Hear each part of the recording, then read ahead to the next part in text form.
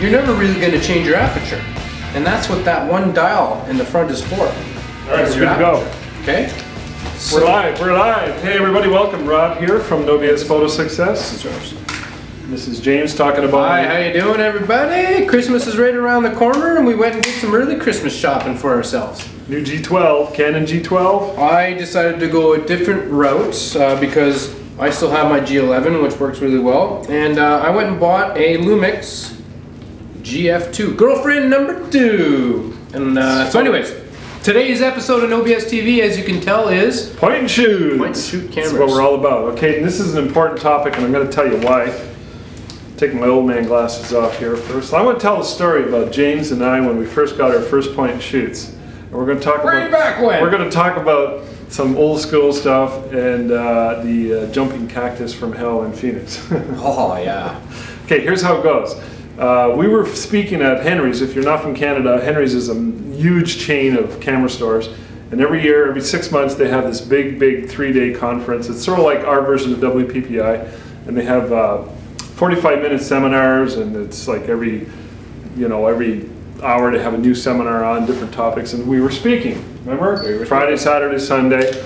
We go in and do 45 minutes, and then somebody else comes in 10 minutes later, and it's really kind of cool. They get like 12,000 people. So anyways, James decides to buy himself a Canon. Holy crap, that's the A630, but... No, yeah, but we had the A75 for his wife. Canon A75. On a Friday. So we're in Toronto, we're downtown Toronto, he brings it with him to the restaurant, and he pulls it apart, sets the batteries up, and...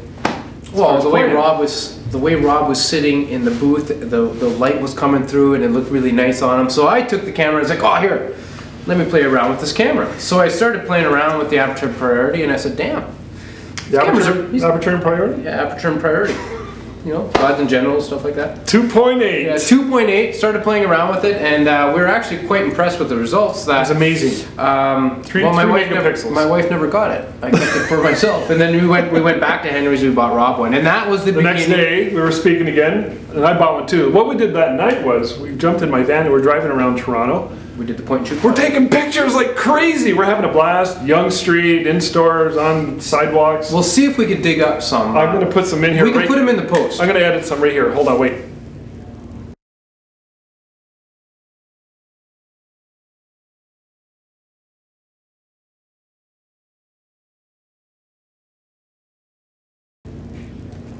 Okay, and that was nice.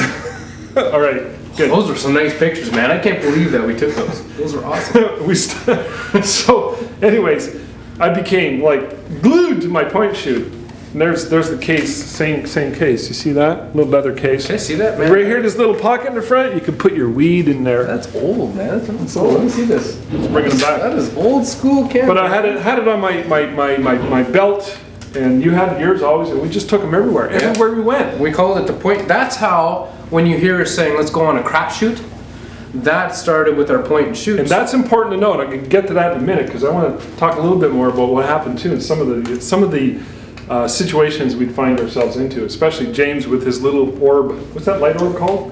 We call that $25? Snow globe. Snow globe. That's the Morse AC Slave. We don't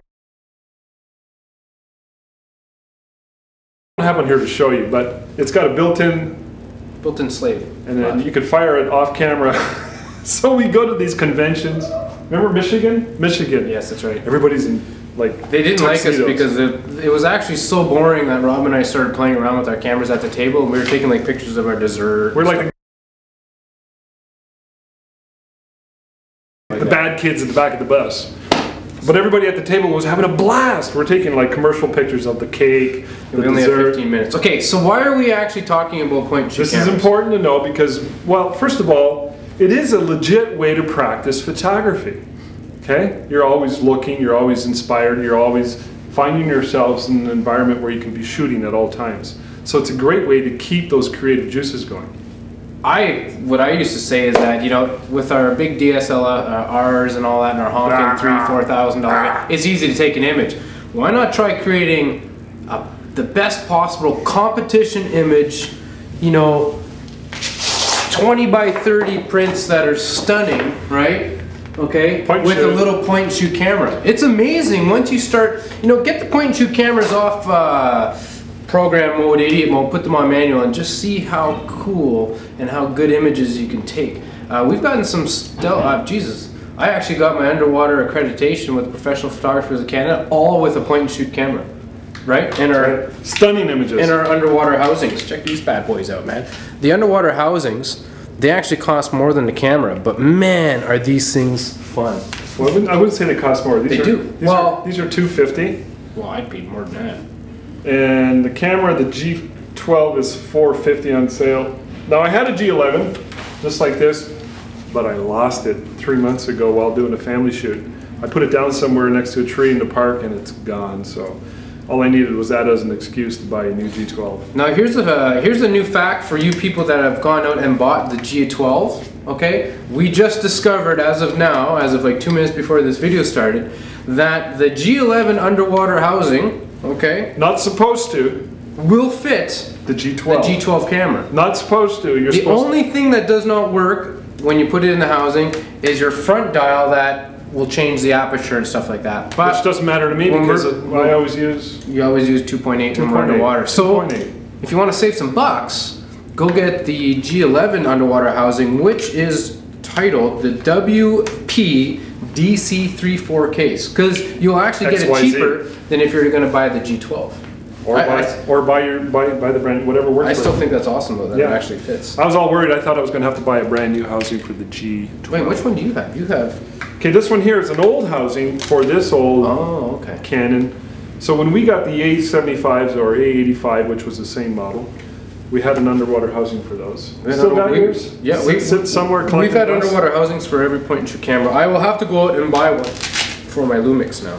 And then when I got this camera here, which was the PowerShot 630, I bought the underwater housing for it. Used it for many, many years. You could tell it's just I wore these suckers out.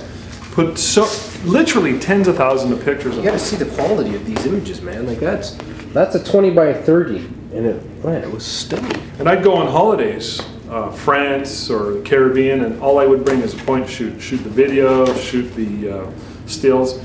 The G12, I got to say, is exceptional quality. This little Lumix is probably going to rival. I literally just bought this like on the way here, so I haven't even played with it yet. I actually wanted it for the... but I've created 30-inch prints off this sucker, and it's tacked. I still have my G11. It still works. Sharp, yeah. It's an awesome. I'm still using it. I just wanted... G12 shoots in high def. And in 3D.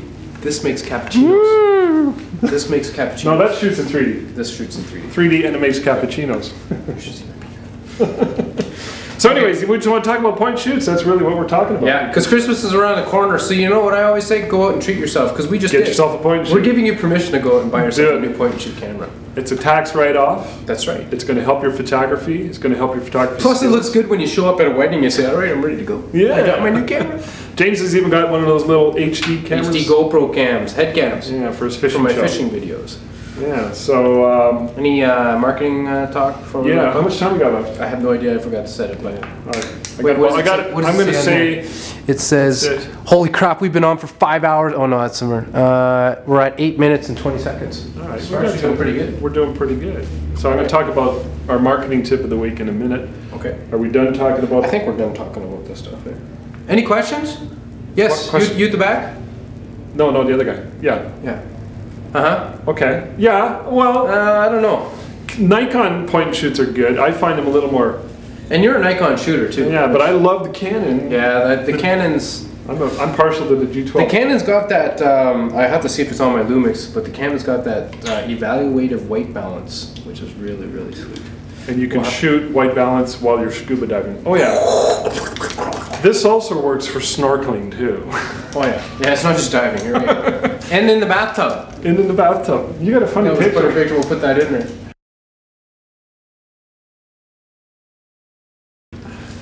That was me testing out my underwater housing to see if it actually... And having fun. Okay. Oh yeah, I want to talk about one more quick thing to do with point and shoot. Make sure you put your strap on good. Okay, it came with a strap. I hate these straps. So, and a true testament to why I hate these straps, it just 2 minutes before I started this show, it actually fell apart and the camera went flying to the floor.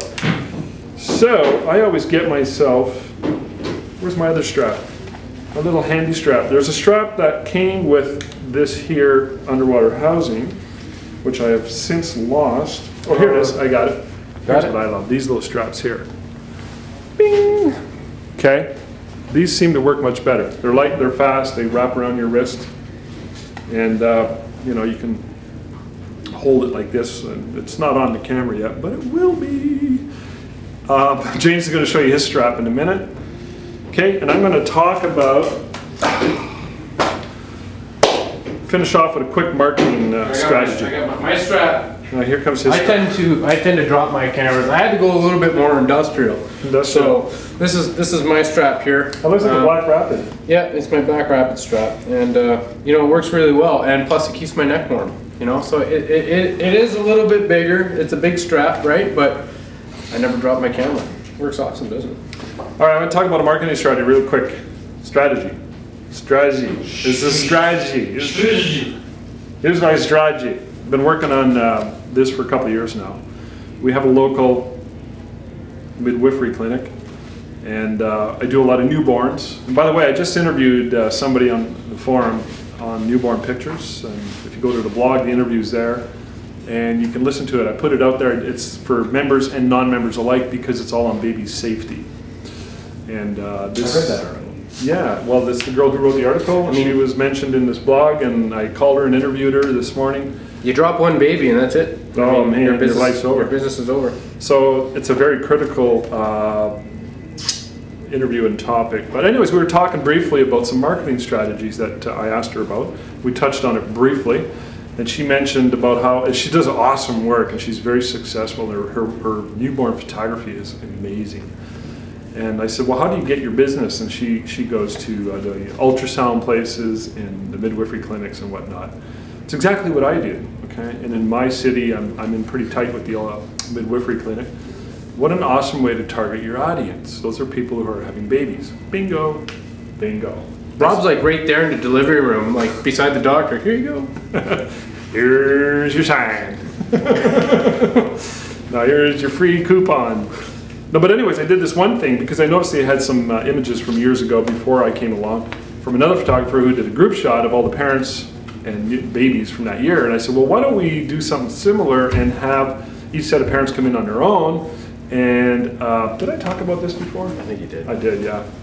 But really what I want to talk about is the cards that I use. This is not the card here, but this is identical to it and printed from the same place.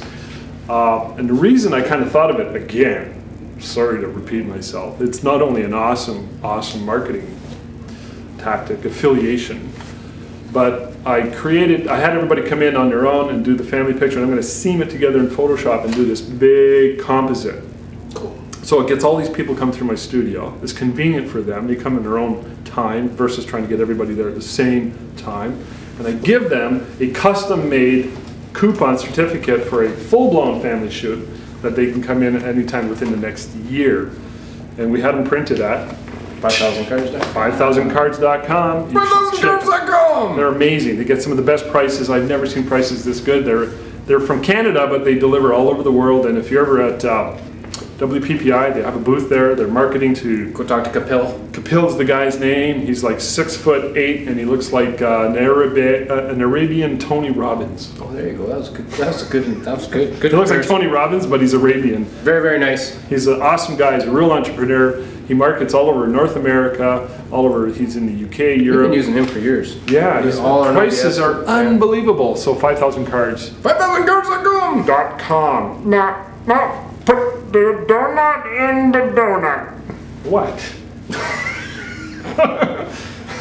It's all that weed. Don't do drugs. Don't do drugs. All I gotta say is, we're done. You invite us. Is that it? How many minutes we got? So yeah, you can put your weed in here. All right, 14 minutes. We got 1 minute. See that little... You want to do an interpretive dance? Oh, another question. Question. No, the other guy. Yeah. No, you. Yeah. Uh-huh. You answer. I answered the last Repeat that? Get the freak out of here. That's... I don't... Get out. Inappropriate. That's... Inappropriate. That's it. We're done. Okay, We're done. We're out of here. We're done. Sorry, guys. We gotta go.